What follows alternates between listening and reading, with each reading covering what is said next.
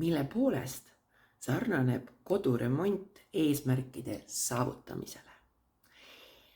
Väga sageli inimesed alustavad eesmärkide suunas liikumisega ja mõne aja pärast kahjuks loobuvad.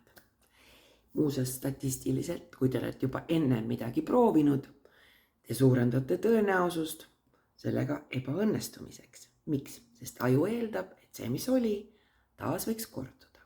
Ja kuidas siis sellest üle saada? Seesama kodu remontimine näiteks. Mõelge, kuidas te tegutsete. Te ei hakka ju korraga kõiki ruume üheaegselt remontima. Rääkimata sellest, et vahetate põrandaid ja samaaegselt ka aknaid. Te teete seda samm-sammu haaval. Ja võt sellepärast ongi see, ma nimetan seda süsteemseks ehk siis struktureeritud lähenemiseks ülioluline. Kõigepealt, kui me teeme selle laiema plaani, ehk siis meil on vaja kodu ära remontida, siis me ju loome kujutluse, mida me siis soovime saavutada ja jagame nii-öelda selle etappideks.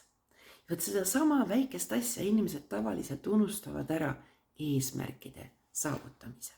Ehk siis te ei saa korraga teha kõike, aga kui teil on ees nagu plaan, saate hakata vaatama, millest alustada. Nii et järgmine kord, kui lähete trenni, ärge üritage kogu keha korraga treenida, vaid mõelge, millele te selles treeningus täpsemalt keskendute.